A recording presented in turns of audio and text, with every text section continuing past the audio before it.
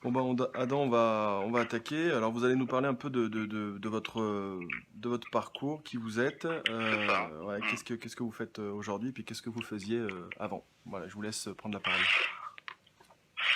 Alors, pour recontextualiser un petit peu mon histoire, laissez-moi vous ramener au mois de février 2015. Alors que je suis étudiant en droit, en dernière année de droit à Strasbourg, qui est une région endémique de la maladie de Lyme, chose que j'ignorais à l'époque, je me réveille un matin avec des douleurs au niveau du maxillaire supérieur droit. Tout de suite, je ressens bien que ces douleurs sont inhabituelles parce qu'elles sont diffuses, c'est-à-dire qu'elles ne sont pas localisées au niveau d'une dent et elles sont sporadiques et lancinantes. Alors je consulte un premier dentiste, un second dentiste qui ne constate rien d'anormal et quelques jours plus tard, les douleurs se répandent de l'autre côté de la mâchoire. Donc une semaine après, c'est ma mâchoire dans son entièreté qui se crispe sans raison, d'un coup, alors que je me rendais au travail dans les moyens de transport en commun. Mais je ne suis pas encore inquiet car il n'y a rien de vraiment alarmant jusque-là. Donc, donc chez vous, ça a commencé par des douleurs au niveau de la mâchoire, quoi. Voilà, c'est ça. Et je me souviens d'une morsure qui était intervenue peut-être 2 mois avant l'apparition des premiers symptômes au niveau du cou. Mais bon, donc sur le moment, je ne fais pas le lien. Donc ensuite, je vais voir un quatrième dentiste et lorsque je rentre chez moi, j'ai des douleurs d'une extrême violence qui commencent à retentir dans toute ma boîte crânienne. Donc j'ai des douleurs qui tapent au niveau des tempes, à l'arrière de mon crâne, au niveau du front, au point où je m'évanouis chez moi. Et lorsque je me réveille, j'appelle un médecin de garde et en l'attendant, donc les symptômes se sont multipliés. J'ai du mal à tolérer la lumière, donc je fais de la photosensibilité, j'ai des bouffées de chaleur, des picotements qui ont envahi mes bras, j'ai des nausées, des vertiges, etc. Donc le médecin arrive et me diagnostique une sinusite. Donc il me met sous antibiotiques pendant une semaine, et pendant une semaine, je suis alité chez moi avec tous ces symptômes. Et au bout d'une semaine, les symptômes finissent par s'estomper, par disparaître. Pendant un mois, je me porte relativement bien. Et au bout d'un mois, une autre crise intervient. C'est-à-dire que je ressens tous les symptômes revenir et en plus, j'ai de nouveaux symptômes qui viennent s'additionner. Donc j'ai des douleurs musculo-squelettiques au niveau du dos, des épaules, du cou. Et j'ai aussi des troubles visuels. Donc j'ai du mal à voir, ma vision est floue et trouble. Donc là, je commence vraiment à m'inquiéter parce que je suis en train de comprendre qu'en fait, je suis en proie à un mal qui est cyclique et qui est inhabituel. Hmm. Ce qui est très fréquent avec la maladie de Lyme. C'est-à-dire que les symptômes peuvent venir et repartir. Donc pendant 2 mois ensuite, pendant une semaine, j'ai encore tous ces symptômes et les 2 mois qui suivent, tout va bien. Et 2 mois plus tard, je rentre en plein cauchemar. C'est-à-dire que j'ai tous ces symptômes qui reviennent en puissance et j'ai des nouveaux symptômes qui apparaissent tous les jours. J'ai des troubles digestifs, j'ai des douleurs articulaires, je dors 14 heures par nuit, j'ai des migraines insupportables, des douleurs dans les oreilles, de l'électro-hypersensibilité, des douleurs musculaires, etc., etc. Et vous consultez à ce moment-là un médecin? En fait, à ce moment-là, je suis extrêmement pris par mon travail, donc j'essaye, comme je peux, d'aller voir des médecins, mais c'est très difficile. Et de toute manière, je ne trouve aucune réponse. Donc au bout d'1 mois de cauchemar absolu, je suis contraint d'arrêter mon travail, étant donné que j'avais commencé à travailler dans un cabinet d'avocats. Et je commence une longue et interminable errance médicale. Voilà, donc je consulte à peu près 25 spécialistes et rien ne ressort de leurs analyses sanguines ni des différentes radiographies, mis à part une forte carence en vitamine D. Donc, ce qui se passe, c'est que tous les médecins, tous les praticiens de santé, aussi bien de santé, enfin de médecine allopathique que alternative, penchent pour la piste psychosomatique. C'est-à-dire, en d'autres termes, que je somatise. Mon entourage aussi, enfin personne n'a jamais vu un déclin fulgurant comme celui-là et tous les tests qui sont normaux. Donc moi-même, à un moment, je commence à croire qu'en effet, il pourrait s'agir d'un trouble psychosomatique. Ce qui est malheureusement Alors, le parcours de beaucoup de malades, hein, malheureusement. voilà, chose que je vais découvrir après. Mes parents et moi décidons de partir 2 semaines en vacances en Thaïlande, car nous estimons que si le problème est relié à une anxiété, à un stress chronique et à une carence en vitamine D, en principe, 2 semaines au soleil devraient faire taire ces symptômes, ou du moins les diminuer. Donc, c'était des vacances test. Et laissez-moi vous dire que lorsque j'arrive en Thaïlande, 2 jours après mon arrivée, je me réveille un matin avec les jambes et les bras paralysés. Ce qui ne durera pas longtemps, Dieu merci, mais là, je regarde ma mère droit dans les yeux et je lui dis, écoute, il faut absolument que je trouve le mal qui est en train de me ronger, car là, je cours tout droit vers la mort. Et personne n'est enclin à m'aider. Donc, je passe les prochains jours à faire des recherches sur Internet, à la lecture de tous ces nouveaux symptômes. Et toutes mes recherches m'amènent invariablement vers la maladie de Lyme. Jusqu'à ce que je trouve le témoignage d'un jeune Californien qui raconte quasiment mot pour mot mon histoire. Donc là, je confirme le diagnostic à la lecture d'autres témoignages très semblables au mien, et je parviens à refaire tout le fil de l'histoire dans ma tête.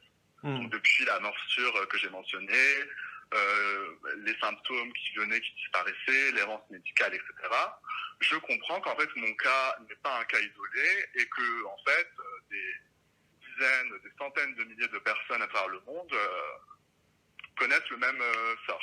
Alors quelque part, c'est quand même une chance, je pense qu'il faut quand même le souligner, parce que c'est une chance quelque part de se rappeler d'une morsure de tique, parce que tout de suite, on pense à la maladie de Lyme, sauf qu'aujourd'hui, on ne parle pas assez des autres modes de contamination. C'est un autre sujet, évidemment, mais dans votre parcours, c'est quand même une chance de se rappeler de cette morsure de tique, et tout de suite, c'est sûr que c'est bingo, quoi. À la lecture des témoignages, je pense qu'il n'y a pas photo, quoi. C'est ça. Enfin, c'est surtout le fait que c'était à Strasbourg qui m'a servi d'indicateur. Car en réalité, moi, j'ai toujours pensé qu'il s'agissait d'une piqûre d'araignée. Je n'ai pas vu de tique. J'ai retrouvé une araignée chez moi et j'avais aussi vu une morsure qui ressemblait à une morsure d'araignée. Alors, honnêtement, je ne sais toujours pas dire s'il s'agissait d'une araignée ou d'une tique ou même d'un autre insecte piqueur. Mais dans tous les cas, voilà, j'avais cette notion de piqûre quand même. Et donc votre errance médicale, elle a duré... On est à combien de temps là déjà en errance médicale?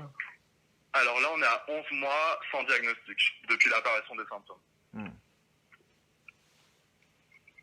Ce qui m'a paru être une éternité. Hein. Bien sûr. Ouais. Donc voilà, je fais mes recherches et j'entends parler du BCA, donc qui est une clinique spécialisée à Strasbourg, et qui, selon les témoignages en ligne, est un peu la Rolls-Royce des cliniques en termes de maladie de Lyme, car ils disposent des tests les plus avancés. Donc, par souci de précaution, je les contacte, car vous savez, aujourd'hui, on est quand même formaté à vouloir avoir un diagnostic qui soit clair et précis, qui soit voilà, écrit noir sur blanc par un médecin. Donc, voilà, je fais cette démarche-là, mais pour moi, ce n'est que facultatif, car je sais très bien que je suis porteur de cette bactérie. Le problème est que je suis coincé en Thaïlande et que je sais pertinemment que plus l'infection est ancienne, plus elle est difficile à traiter. Donc, si vous voulez, pour moi, c'est très frustrant. J'attends et aussi, on me propose un rendez-vous uniquement un mois après mon retour en France. Donc, sur le coup, je suis vraiment frustré. Mais aujourd'hui, avec du recul, je pense qu'en fait, c'était une chance, car ce temps m'a permis de comprendre qu'en fait, les antibiotiques n'étaient pas adaptés à la problématique du Lyme chronique. Je parle bien du Lyme en stade 3. Ok, alors pourquoi cette vision justement sur les antibiotiques? Qu'est-ce qui vous a amené à cette réflexion-là? Donc voilà, donc je sais que c'est un sujet qui est controversé actuellement, mais d'une part, il n'y a aucune étude scientifique qui permette à ce jour d'affirmer que l'usage prolongé d'antibiotiques chimiques soigne définitivement un Lyme chronique. D'autre part, et c'est le point le plus important, c'est vraiment l'expérience clinique des autres malades avec lesquels je converse sur place ou d'anciens patients de la clinique du BCA que je contacte, qui m'expliquent que malgré les longues antibiothérapies, leur état empire, ou alors c'est vrai que parfois, dans certains cas, lors des premières intraveineuses d'antibiotiques, les patients notent une amélioration qui est fulgurante. Mais à partir du moment où ils arrêtent les antibiotiques, généralement, ils rechutent, et parfois même plus lourdement, parce qu'en fait, la bactérie s'est cachée, s'est enquistée ou s'est protégée par un biofilm durant l'intraveineuse, et à partir du moment où elle sent que l'environnement redevient propice à son action, elle revient en force, et parfois même elle devient plus virulente, car elle a créé des résistances. Donc ma conclusion à ce moment-là, c'est que si les antibiotiques sont parfaitement adaptés à un Lyme qui est aigu, c'est-à-dire lorsque la morsure est récente, dans la mesure où les bactéries sont encore en circulation dans le sang, il semble inefficace en cas d'infection ancienne, parce que les bactéries ont eu le temps de se disséminer dans tous les systèmes et organes de l'hôte, grâce à leur forme spiralée, c'est-à-dire en tire-bouchon. Par ailleurs, je découvre que les antibiotiques, que cette maladie ne correspond pas qu'à une infection bactérienne, mais qu'il y a également des co-infections virales, parasitaires et fongiques. Et aussi, je prends en considération tous les dommages que peuvent causer les antibiotiques au système digestif, donc au microbiote qui correspond en fait pour 80% à notre système immunitaire, aux émonctoires qui vont être surchargés alors que le malade est déjà généralement intoxiqué par les toxines de la bactérie, et aussi les dommages qui sont causés aux mitochondries, c'est-à-dire nos créateurs d'énergie. Donc voilà, donc j'arrive à cette conclusion-là, et je me dis, mais donc pour pouvoir poser les bases d'une approche globale de soins qui soit efficace, il me faut comprendre les différentes facettes de cette maladie. Excusez-moi, vous n'avez pas été confronté à la problématique du diagnostic avec les tests de dépistage, etc. Non, parce que j'ai fait un test ELISpot, qui est revenu positif, et j'ai fait un autre test, le test de la goutte épaisse. D'accord, ok. Donc ce sont les deux tests les plus fiables. Après, c'est vrai que c'est des tests qui sont quand même eux aussi controversés, parce qu'on dit qu'ils donnent des faux positifs. Mais si vous voulez, moi, vu mon anamnèse, mes symptômes, etc., j'étais sûr et certain du diagnostic. Ok. Donc, si je peux me permettre, je vais vous faire part de mes observations. Première observation, l'infection est multisystémique. C'est-à-dire qu'elle affecte plusieurs systèmes du corps humain, à savoir le système articulaire en cas de Lyme articulaire, le système cutané en cas de Lyme cutané, le système nerveux en cas de neuroborréliose. Parfois tous ces systèmes-là, comme c'était le cas pour moi, le système cardiovasculaire, le système endocrinien, etc. Elle est également multi-organique, c'est-à-dire elle peut infecter n'importe quel organe, les yeux, le cerveau, le foie, les reins. Toute cette infection crée des dommages au niveau des tissus conjonctifs, au niveau du collagène, au niveau de la gaine de myéline des nerfs, des acides gras, du péricarde, du liquide synovial, des fascias musculaires. Ces dommages sont eux-mêmes créés par deux mécanismes qui découlent en fait de la manipulation effectuée par les pathogènes. Ces deux mécanismes sont premièrement l'inflammation, deuxièmement les réactions auto-immunitaires. Donc en fait le spirochète, quand on l'étudie, on se rend compte qu'il utilise le mécanisme de l'inflammation pour détruire les tissus du corps et utiliser les nutriments qui sont relargués comme nourriture. Et chaque pathogène a ses préférences. Par exemple, la Borrelia va se nourrir de fer, de magnésium, d'acides gras, de vitamine D, de vitamine A et D, de sélénium, de zinc et de collagène. Donc cela va provoquer des carences. D'autre part, cette inflammation chronique est nocive pour le système hormonal, car elle finit par épuiser les surrénales, qui sont les glandes endocrines qui produisent les corticoïdes naturels. Et aussi certaines hormones comme l'adrénaline, le cortisol, etc. Donc, en réalité, la production de ces hormones est un excellent mécanisme de survie en cas de stress aigu. Parce qu'elles vont permettre au cœur de s'emballer, au sang de dévier de l'intestin aux muscles, au taux d'insuline d'augmenter, pour nous permettre en fait de réagir rapidement, de courir vite. Vous voyez, par exemple, si vous faites attaquer par quelqu'un dans la rue qui veut vous voler votre sac, vous allez avoir cette réaction qui va vous permettre de réagir. Par contre, si le stress devient chronique, ce qui est le cas avec des infections froides chroniques, les glandes surrénales vont finir par s'affaiblir et ultimement s'épuiser. Donc j'ai cette première considération en tête. Ensuite, ma deuxième observation est que la maladie de Lyme chronique et moderne n'est jamais causée par un seul et unique microbe, comme on a pu le croire en 1975 lorsqu'elle avait été isolée dans le Connecticut. Par Willy Aujourd'hui, Borgdorfer, pardon ? Non, je disais par Willy Borgdorfer, Oui, voilà, d'où le nom Borrelia burgdorferi. Donc aujourd'hui, les insectes piqueurs sont beaucoup plus infectés et selon les chercheurs, pourraient porter plus de 100 microbes. Ensuite, on sait que l'immunosuppression qui est provoquée par la maladie entraîne une réactivation des infections dont nous sommes déjà porteurs, comme les virus de la famille de l'herpès et certains champignons.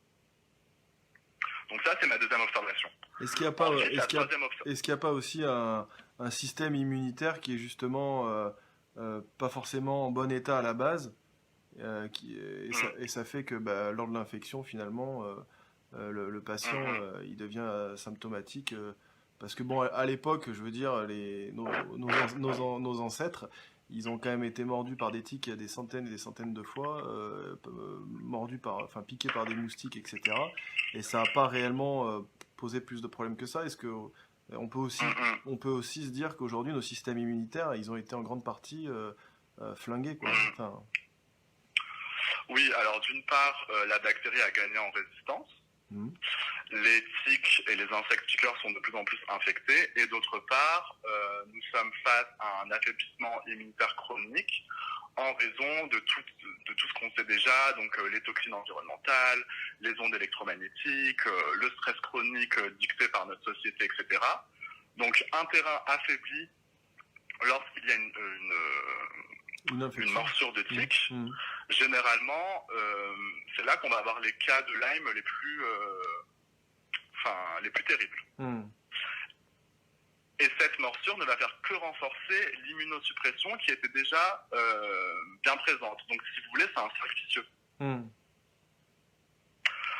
Ensuite, la troisième observation sont que les infections froides se produisent à faible concentration dans le corps et leur taux de croissance est extrêmement lent. C'est-à-dire que les spirochètes de Lyme se divisent in vivo toutes les 72 heures. Et ils se reproduisent tous les 28 jours, contrairement à la majorité des bactéries, dont la division se produit toutes les 20 minutes. Par ailleurs, on sait que les spirochètes sont uniquement vulnérables au moment où ils se divisent. Donc, si des bactéries qui se divisent toutes les 20 minutes peuvent être détruites par des antibiotiques en l'espace d'1 ou 2 semaines, proportionnellement, il faudrait prendre de manière continue et quotidienne des antibiotiques naturels ou chimiques durant au moins 1 an et demi pour atteindre le même résultat. Donc c'est ça qui nous fait comprendre que, en fait, il faut caler le traitement sur le rythme des pathogènes. Donc il faut un traitement qui soit mené sur le très long terme. Ensuite, on sait, et c'est mon dernier point, que les agents pathogènes sécrètent des toxines. Des biotoxines et des neurotoxines lorsqu'ils sont vivants et des endotoxines lorsqu'ils meurent. Et ces toxines sont dommageables pour l'organisme. Par exemple, les neurotoxines sont attirées par le système nerveux et elles sont absorbées par les terminaisons nerveuses. Et du coup, elles pénètrent à l'intérieur du neurone et elles finissent par perturber les fonctions vitales de la cellule nerveuse et aussi provoquer une inflammation du nerf. Donc vous voyez, c'est un tableau qui est assez chaotique. Mais il y a une solution. Et justement, le rôle de l'herboristerie dans tout ça? Voilà, alors justement, moi mon raisonnement à ce moment-là, c'est que pour que le spirochète ne perpétue plus son cycle, il faut agir à différents niveaux. Il va falloir stopper la cascade inflammatoire, rééquilibrer le système immunitaire, qui s'appuie pour 80% sur la flore intestinale, réparer les dommages, réduire la charge toxique globale et bien sûr réduire la charge microbienne globale, donc ce qui inclut les borrélies et les co-infections. Et toutes ces actions sont indispensables et elles doivent toutes être menées sur le long terme, sans causer de dommages supplémentaires. Donc à ce moment-là, je suis vraiment paniqué. Je me dis, mais quelle branche de la médecine me permettrait donc de remplir tous ces critères? Est-ce qu'il y a vraiment une approche à large spectre qui pourrait traiter simultanément ce que j'appelle les 5 I, c'est-à-dire l'infection, l'inflammation, l'immunité, l'intoxication et les intestins? Donc c'est comme ça que j'en arrive à l'herboristerie. En fait, à partir de ce moment, je me mets à chercher non seulement une approche qui réponde en théorie à tous ces critères, mais aussi une approche dont l'efficacité est confirmée par des retours d'expérience concrets de personnes physiques qui ont atteint la guérison. Et où est-ce que vous trouvez tout ça, Bah écoutez, c'est du bouche à oreille et c'est aussi beaucoup de recherches sur Internet. Ou des gens, des médecins qui ont eux-mêmes réussi à s'en sortir, ou bien des auteurs de livres, etc. Est-ce que donc j'arrive à trouver 6 témoignages de guérison, dont 5 outre-Atlantique, donc aux États-Unis et au Canada. Et en fait, tous partagent un seul et même point en commun, qui est l'herboristerie. Et j'insiste bien sur ce point. En fait, je parle d'herboristerie et non pas d'aromathérapie, de phytothérapie ou d'homéopathie, mais d'herboristerie traditionnelle, c'est-à-dire des plantes médicinales qui sont utilisées selon les méthodes de transformation et d'extraction traditionnelles, telles que les teintures, les décoctions, les infusions, les sirops, les cataplasmes, etc. Et donc des méthodes, des formes de transformation où les principes actifs ne sont pas concentrés. Voilà.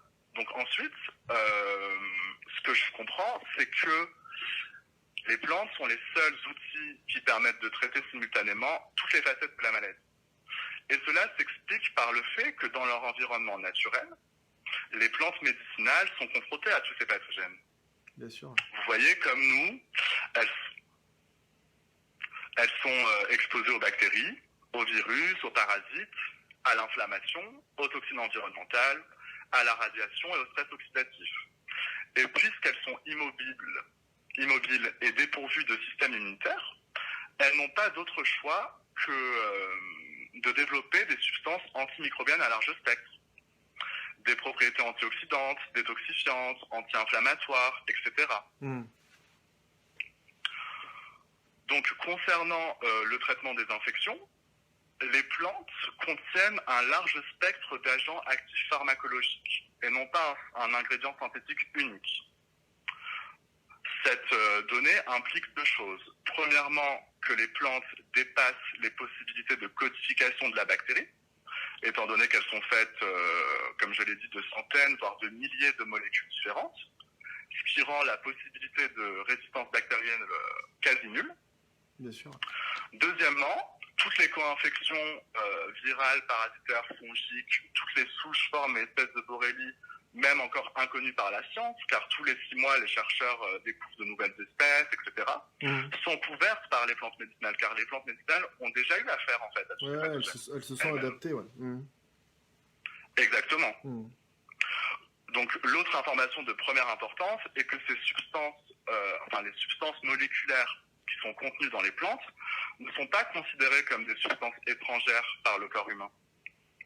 Car le corps humain s'est formé et il s'est développé au contact de ces plantes médicinales depuis plus de 200 000 ans. Oui, bien sûr. Exactement comme la nourriture. Donc cela implique également deux avantages. Le premier, c'est que les plantes vont pénétrer plus profondément dans le corps.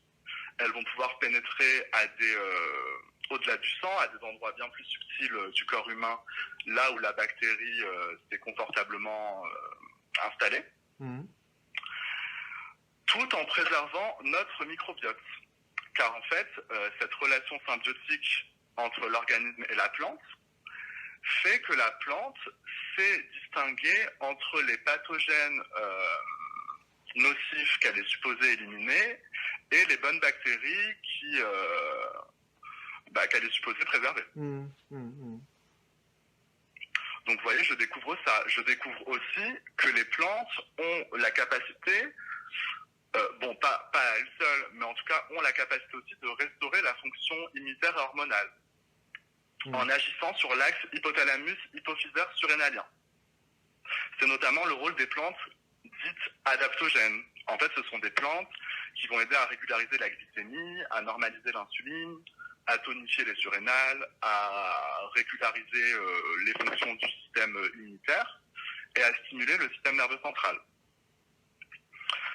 Également, ce qui est de notoriété publique, les plantes participent activement à la détoxification de l'organisme. Bien sûr.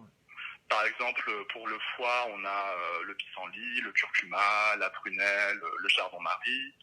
Pour la vésicule biliaire, on ira vers des plantes très amères comme la gentiane, la patience crépue, le chardon béni. Pour les reins, les feuilles d'ortie, les feuilles de verge d'or. Pour la lymphe, les plantes lymphatiques et altératives. Donc voilà, on répond déjà à beaucoup de considérations que j'ai listées plus haut. Et ensuite, le dernier point sur lequel j'insiste énormément est toute cette notion de réparation et de restauration.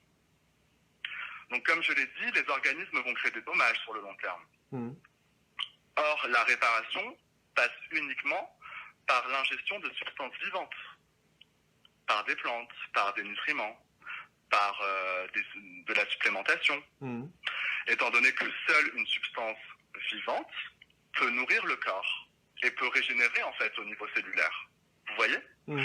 Aucun médicament chimique et donc par définition aucune substance morte ne peut réparer au niveau cellulaire.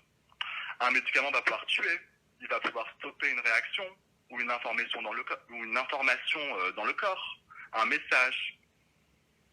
Mais seules les plantes vont vraiment pouvoir régénérer. Et en herboristerie, une plante qui répare s'appelle une tonique. Et une tonique, va servir à tonifier, à dynamiser un organe ou un système. Et il en existe des différentes pour chaque organe et chaque système. Donc après, il s'agira vraiment d'adapter à la problématique de chacun et au terrain de chacun. Oui, bien sûr. Et c'est là où il y a un vrai travail derrière, où il faut adapter le traitement à chaque patient, quoi. C'est ça, exactement. C'est-à-dire que vous utilisez des plantes fraîches dans les thérapeutiques ou pas que vous proposez? Alors, ça dépend. Généralement, on part sur des plantes fraîches lorsqu'on utilise des teintures. Par contre, c'est difficile d'avoir accès à des plantes fraîches lorsqu'on fait des infusions ou des décoctions. Donc là, généralement, ce sera plutôt des plantes sèches. Ok. Voilà. Donc ensuite, on pourrait aussi aborder la question de pourquoi est-ce que les traitements sont souvent des échecs. Carrément. Alors, moi, la première raison que je remarque, c'est que généralement, donc, les traitements ne prennent pas en compte toutes les facettes que j'ai évoquées. C'est-à-dire que beaucoup de traitements se basent uniquement sur des antibactériens très ciblés. Ensuite, même parmi les protocoles naturels, notamment herboristiques, il peut y avoir des échecs. Parfois, c'est la qualité de la plante qui n'est pas optimale. Par exemple, une plante qui est trop vieille ou qui est contaminée par des pesticides, une plante qui a reçu un séchage inadéquat, ou une plante qui a été récoltée à la mauvaise période ou à un mauvais stade de croissance. Donc ça peut entraver l'efficacité de la plante. Et quel type de contrôle on a aujourd'hui pour justement être sûr d'avoir des compléments alimentaires, enfin des plantes de qualité? Justement, c'est pour ça qu'il faut plus aller vers des herboristeries, des petites herboristeries artisanales, etc., dont on est sûr de la qualité de la plante. Donc c'est vraiment un travail à faire aussi in concreto avec chaque fournisseur. Mais tout ce qui s'apparente à des compléments alimentaires qu'on trouve par exemple en pharmacie ou qu'on trouve dans des boutiques bio ou des choses comme ça, c'est vrai que généralement le principe actif n'est pas optimal. C'est pour ça qu'on s'oriente plus vers des vraies herboristeries. Il y en a beaucoup en France, des herboristeries, vous avez une idée? Le problème, c'est que depuis la loi Pétain, l'herboristerie n'est plus autorisée. Mais étant donné que la loi n'a pas d'effet rétroactif, toutes les herboristeries qui étaient existantes, déjà en place avant, ont pu résister. Après, oui, il y a pas mal d'herboristeries. Il y a des listes aussi, si vous voulez d'ailleurs, que je pourrais vous transmettre, d'herboristeries en physique ou en ligne. D'accord. Bah ouais, carrément, ouais, ça peut être intéressant. Exactement. Après, il y a tout ce qui relève de ce qu'on appelle l'art de la formulation. Bien sûr. C'est-à-dire, est-ce qu'on est en train d'utiliser la bonne espèce de la plante? Est-ce qu'on utilise la bonne partie de la plante? Oui. Car les feuilles, les fleurs, les racines, les tiges, etc. d'une même plante n'ont pas les mêmes propriétés. Oui, bien sûr. Ensuite, la question de la forme de prise. Des plantes qui sont prises en infusion n'ont pas les mêmes effets thérapeutiques que des plantes qui sont prises sous forme de teinture, par exemple. Est-ce que le dosage est correct? Est-ce que le moment de la prise est bon? Par exemple, on prendra une plante amère avant un repas. On prendra une plante carminative pendant un repas. Et on prendra une plante émolliente qui travaille sur la muqueuse entre les repas. Et ensuite, il y a aussi toute cette question de la synergie des plantes, c'est-à-dire la combinaison des plantes. Ouais, bien sûr. Est-ce que les plantes n'ont pas entre elles parfois des effets contradictoires? Ou alors une contre-indication avec autre chose, par exemple du ginseng qui est pris avec du café va donner des palpitations généralement. Ou prendre de la camomille en même temps que du café va annuler les effets. Donc vous voyez, c'est quand même très complexe et c'est pourquoi une recommandation doit être dressée par quelqu'un qui a vraiment une qualification en herboristerie et doit être dressée sur mesure. Oui, bien sûr. Et évidemment, donc l'alimentation joue un rôle très important dans tout ça. Il faut faire très attention à ce qu'on mange finalement. Exactement. Mm. Et vous faites bien de soulever ce point parce que il est clair qu'un régime industriel qui est riche en produits raffinés, donc en toxines, va générer de l'inflammation, va surcharger les émonctoires et va déséquilibrer la flore intestinale, qui correspond donc à notre système immunitaire. C'est aussi un régime qui va nourrir l'infection. En revanche, un régime santé qui est composé d'une alimentation vivante, hypotoxique, nutritive et variée, va participer à la réparation du microbiote et donc du système immunitaire, va également combler les carences nutritives, ce qui va renforcer le métabolisme.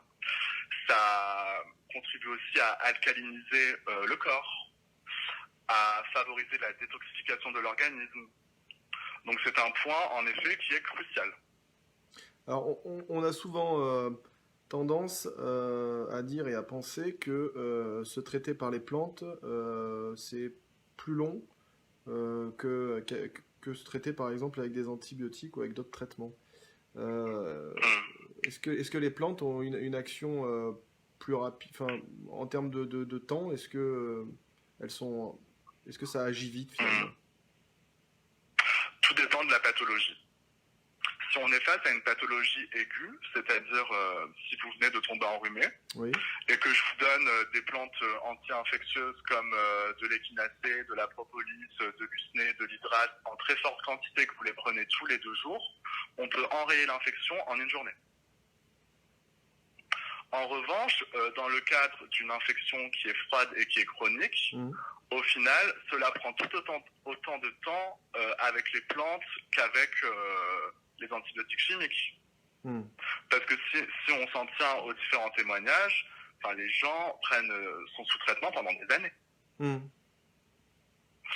Donc vous voyez, au final, ce n'est pas avantageux et cela va créer des dommages, etc.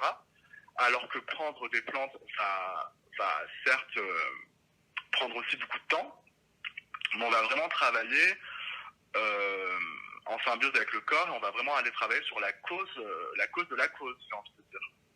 Et alors, et de manière beaucoup plus douce. Alors, est-ce qu'on peut guérir avec les plantes finalement de la maladie de Lyme? À mon sens, oui. À mon sens, oui.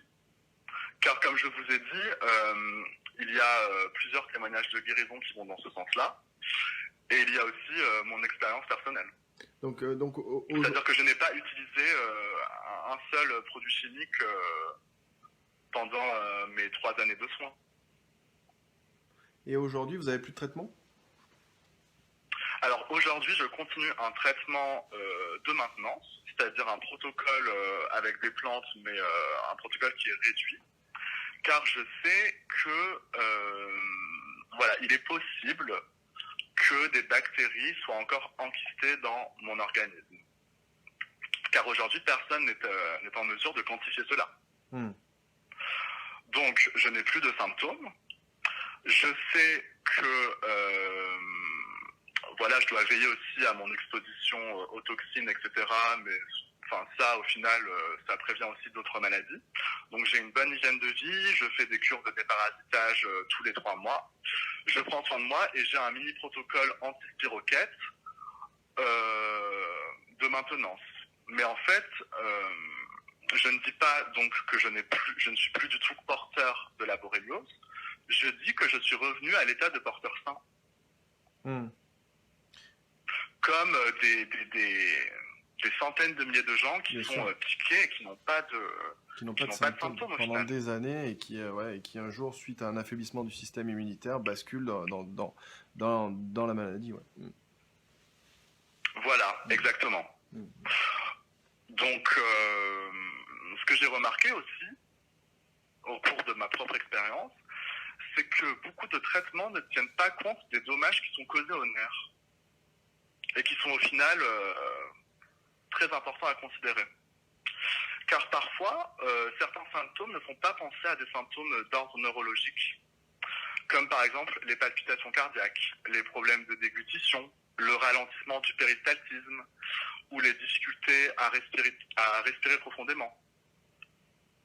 Et et qui en fait sont généralement causés par un dysfonctionnement du nerf vague, Ah oui. qui est le nerf le plus important dont nous disposons et qui est directement impliqué dans tous ces mécanismes. Donc ça, c'est un autre point clé que j'aimerais partager, c'est qu'il est vraiment crucial d'intégrer des remèdes qui prennent en compte les dommages qui ont été causés aux nerfs. Comme par exemple les douleurs à la mâchoire, généralement ne sont pas causées par un problème structurel, et en fait sont plutôt causées par une inflammation du nerf trijumeau. Alors qu'on pourrait croire que voilà, c'est purement structurel ou dentaire. Les douleurs dorsales aussi qui peuvent être provoquées par le nerf sciatique. Donc ça, c'est vraiment un élément que j'ai jugé très important et clé dans ma propre guérison. Et comment vous êtes devenu naturopathe? Quelle formation vous avez suivi, quoi? Ça m'intéresse de savoir ça. Alors, lorsque j'ai commencé donc à me traiter, je me suis rendu compte au fur et à mesure que j'étais en train de développer une véritable passion pour la médecine alternative et plus particulièrement les plantes médicinales, donc l'herboristerie. Je n'ai pas hésité, je me suis inscrit à une école d'herboristerie qui se situe au Canada, qui s'appelle Flora Medicina, étant donné qu'en fait au Canada, des études sont possibles et qu'ils ont un très grand savoir concernant l'herboristerie. Et en parallèle, j'ai suivi une formation de naturopathie en France. Donc si vous voulez, je suis naturopathe en France, car le statut de naturopathe, d'herboriste thérapeute n'existe pas, mais j'ai une qualification en herboristerie. D'accord, ok. Ok. Et c'est sur combien de temps une formation comme ça? En herboristerie, 3 ans. 3 ans, oui, c'est du boulot. Ouais. C'est du travail, oui. Donc, il y a ce point-là. Il y a également la pollution électromagnétique. Car on sait aujourd'hui, notamment grâce aux travaux du docteur Dietrich Klinghardt, qu'il est indispensable d'adopter une hygiène dite électromagnétique, parce qu'il a été prouvé en laboratoire que sous l'influence des ondes, les bactéries de Lyme et les moisissures relâchent beaucoup plus de toxines. Elles deviennent 600 fois plus agressives et beaucoup plus virulentes. Donc c'est vrai qu'en consultation, lorsque je parle de ça avec les personnes que je suis, beaucoup sont sceptiques. C'est pourquoi je profite de cette interview pour expliquer la raison en fait derrière cela. Donc la raison, c'est que chaque organisme vivant, et donc chaque être humain, chaque animal, chaque pathogène, dispose d'un mode vibratoire qui lui est propre. C'est-à-dire que chaque souche bactérienne, chaque virus ou chaque parasite émet une vibration hyperfréquentielle très subtile. Or, l'électrosmog continu dans lequel nous baignons aujourd'hui en permanence perturbe le champ magnétique naturel des pathogènes bien sûr. que nous abritons. Et c'est pour ça qu'en fait, ils se sentent attaqués et du coup deviennent plus agressifs. Donc c'est sûr que ce n'est pas ça qui va vous guérir d'adopter une hygiène électromagnétique, mais ça va participer en fait à ce tout. Alors qu'est-ce que c'est une hygiène électromagnétique? Eh bien, une hygiène électromagnétique, c'est veiller à son exposition aux pollutions électromagnétiques dans la mesure du possible. C'est-à-dire prendre des mesures hygiénistes qui consistent à enlever le téléphone fixe sans fil, à enlever la bougie chez soi, à parfois se protéger dans les cas les plus extrêmes, car il y a des personnes qui ressentent des symptômes lorsqu'elles sont exposées aux ondes électromagnétiques. Donc dans ce cas-là, on va partir sur des baldaquins, sur de la peinture anti-ondes. Mais déjà, pour toutes les personnes même qui ne ressentent pas de symptômes, il y a des mesures à prendre qui vont participer à la guérison. Qui vont accélérer la guérison finalement, puisque ça rendra les agents pathogènes moins agressifs, et donc forcément derrière, ça diminue l'inflammation, et on gagne du temps sur la guérison. Ouais. Exactement. Exactement. Après, ce que vous avez cité en introduction, c'est tous les facteurs aggravants, ou qui entravent la guérison. Donc là, on peut faire un petit tour d'horizon de ce que moi j'ai constaté cliniquement. Allez, c'est parti. Alors, un problème majeur qui se pose de nos jours est que les systèmes digestifs sont parfois fortement endommagés. On a des dysbioses, on a une hyperperméabilité intestinale, c'est-à-dire des intestins qui deviennent poreux. Et dans ce cas-là, il faut toujours que le thérapeute commence par traiter cela, sans quoi le patient ne va pas pouvoir assimiler les traitements ni les nutriments au travers de la nourriture. Ouais, bien sûr. Après, on a aussi généralement une hypochloridrie, c'est-à-dire un manque d'acidité gastrique, qui est en fait notre première barrière de protection contre les pathogènes qui rentrent à travers la nourriture. Oui, bien sûr. Beaucoup de constipation aussi. Donc, lorsqu'on est face à quelqu'un qui a une constipation, il faut traiter ça en priorité, parce que sinon, cette personne ne va pas être apte à détoxifier toutes les toxines qui sont remises en circulation avec le traitement. Ça va réabsorber peut-être, non? Ça réabsorbe, non? C'est ça? Exactement. On se réintoxique en permanence, donc c'est complètement contre-productif. Ouais, bien sûr. On peut aussi avoir une saturation des voies naturelles de détoxination, en raison d'une intoxication ancienne et insidieuse à n'importe quelle substance chimique, c'est-à-dire ça peut être des pesticides, des herbicides, des solvants, des peintures, ou bien des médicaments qui sont pris en parallèle pour d'autres problèmes de santé, etc. Dans ce cas-là, il faut aussi commencer par détoxifier le corps. Parce que si on attaque directement avec des traitements antiseptiques, la personne va avoir ses symptômes s'amplifier. Oui, bien sûr. C'est la fameuse réaction Alzheimer. Il peut y avoir aussi une très forte intoxication en métaux lourds qui bloque le traitement et qui en plus favorise les résistances bactériennes et la formation de biofilms. Oui, bien sûr. Donc ça, on le voit à travers l'anamnèse, c'est-à-dire est-ce que les parents avaient un métier où ils étaient confrontés à beaucoup de métaux lourds qu'ils ont pu vous voyez, transféré à l'enfant. Est-ce que la personne a porté du coup d'amalgame dentaire ou du coup de tatouage, etc. Donc c'est vraiment du cas par cas. L'autre fléau que je vois et qui est très bien renseigné aux États-Unis est les moisissures.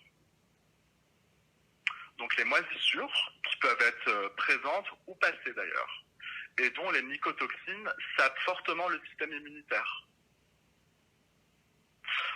Donc si par exemple quelqu'un est très lourdement malade avec un Lyme chronique et qu'il habite dans une maison humide qui comporte des moisissures, la priorité sera de traiter ces moisissures et aussi de traiter en interne les moisissures. Oui, bien sûr. Avec des traitements antifongiques, détoxifiants, etc. L'autre point qui est très important et qui d'ailleurs a été crucial dans ma propre guérison sont les infections froides ORL qui peuvent s'enquister dans les sinus, la muqueuse nasale, etc. et qui provoquent en fait une inflammation qui est chronique, qui du coup participe à l'affaiblissement immunitaire. Oui, bien sûr. Vous voyez ? Donc on peut être porteur d'un MARCON, c'est-à-dire une infection nasale à staphylocoque multirésistant. Parfois, et ce n'est pas si rare que ça, on peut avoir un parasite au niveau des sinus. Ce qui a été mon cas, ce que j'ai découvert d'ailleurs, qui a été très effrayant, que j'ai découvert au bout de 2 années de traitement, et d'ailleurs j'en parle dans mon livre. Ça peut être, comme je l'ai dit, des mycotoxines si on a été confronté à des moisissures dans le passé. Donc ça, c'est très important aussi, de regarder la sphère ORL. Ensuite, il peut y avoir des allergies qui ne sont pas détectées, ou des déséquilibres hormonaux. Parfois, on peut avoir des allergies face aux composants des couronnes dentaires, par exemple. Oui. Donc dans ce cas-là, il faudra s'orienter vers un dentiste holistique qui maîtrise le sujet. On peut avoir des cavitations nico, c'est-à-dire une dégénération de l'os de la mâchoire. Ou alors, on peut aussi trouver, généralement chez les enfants, des infections à streptocoque asymptomatiques au niveau des amygdales, qui s'appellent des pendases. Donc vous voyez, ça c'est une liste qui peut servir à débloquer une situation. Alors généralement, on a un ou plusieurs facteurs aggravants dans les cas de Lyme qui ne répondent pas au traitement, où les gens sont très malades, n'arrivent pas à aller mieux. Donc dans ce cas-là, il faut aller explorer d'autres pistes et se demander pourquoi est-ce que cette personne stagne dans sa guérison. Les pistes sont multiples, hein. C'est sûr que c'est là où on a quand même besoin d'être accompagné par des professionnels de santé qui connaissent leur boulot et qui prennent le temps de travailler réellement sur leurs patients, quoi. C'est pas en 15 minutes qu'on peut s'occuper d'un malade de Lyme, ça c'est certain. C'est certain. C'est ça. Généralement, c'est des terrains qui sont très affaiblis, c'est des cas très complexes. Et c'est difficile pour le malade lui-même de voir clair, déjà en ce que la maladie est extrêmement complexe en elle-même, mais en plus, lorsque la personne est en souffrance, c'est difficile de prioriser. Bien sûr. Donc le thérapeute est aussi là pour apporter un regard neuf sur la situation et mettre en place une stratégie de soins. Et c'est pour ça qu'aucun cas, au final, n'est le même. Bien sûr. Il n'y a pas un seul Lyme, mais il y en a plein de différents, évidemment, parce qu'il y a tellement de paramètres qui rentrent en compte que... Exactement. Des paramètres très personnels, des paramètres aussi concernant quelles co-infections sont en jeu, quelle est l'espèce ou la souche de Borrelia. Enfin, vous voyez, c'est très vaste. C'est sûr. On a fait à peu près le tour, Adam, non, je pense, non? Je sais pas. On a fait le tour des différents écoutez, je pense qu'on a fait le tour. Qu'on voulait aborder. Donc, vous avez écrit un livre donc, qui est disponible, qui s'appelle Lyme chronique, ma guérison naturelle. Il est disponible, je suppose, de partout. Hein. Il est même au format Kindle sur Amazon. Je l'ai vu tout à l'heure. Alors, justement, il n'est pour le moment qu'en format Kindle. Ah, d'accord. Donc les gens qui sont intéressés le trouveront uniquement sur Amazon. Okay. Pour le lire, il suffit de télécharger l'application Kindle. Ok. Et c'est vraiment un livre d'espoir où je relate plus en détail mon propre parcours de guérison, car il s'agit vraiment d'un parcours au final, et où je fais la synthèse de tout ce que j'ai découvert et appris au fil de mes recherches. Ouais, c'est super intéressant. Et puis il y a aussi votre site internet sur lequel on peut trouver pas mal d'informations, qui s'appelle lymeguérison.com, où notamment vous rédigez des articles de temps en temps sur divers sujets. C'est ça. Il y a des articles sur divers sujets et aussi mon témoignage pour apporter de l'espoir aux malades. Car les gens ont besoin d'espoir dans ce contexte-là. Ben justement, le message, la conclusion de cette interview, le message final, ça serait quoi la dernière chose que vous voudriez nous dire ce soir? Alors, la dernière chose que j'aimerais dire et que j'aimerais que les auditeurs retiennent est qu'il est possible de guérir. Il est possible de guérir à condition, donc là je parle vraiment d'un Lyme chronique et difficile, à condition de mettre en place un protocole holistique, c'est-à-dire exhaustif, qui soit intégratif, qui soit sécuritaire pour ne pas créer plus de dommages sur le long terme. Bien sûr. Et qui soit, si vous voulez, variable avec le temps. C'est-à-dire que c'est pas un protocole qui est figé, c'est un protocole qui va évoluer aussi en fonction des différentes étapes de l'approche. Bien sûr.